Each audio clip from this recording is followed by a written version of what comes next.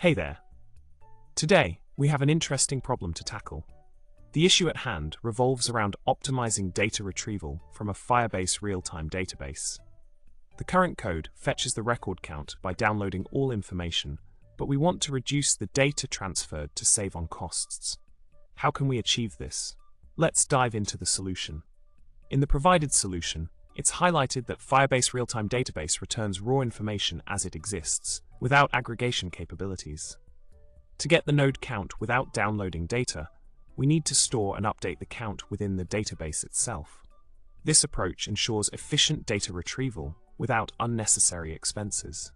Expanding the database to support specific functionalities is common in NoSQL databases, promoting efficient data modeling practices.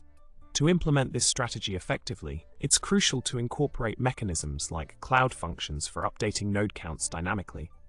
By adopting best practices in NoSQL data modeling, we can streamline data retrieval processes, enhancing cost-effectiveness and performance.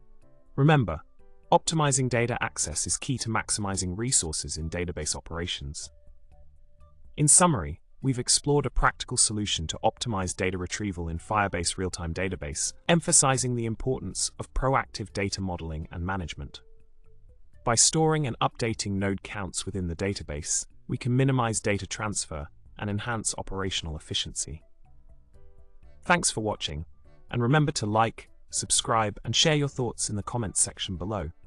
Stay tuned for more insightful content.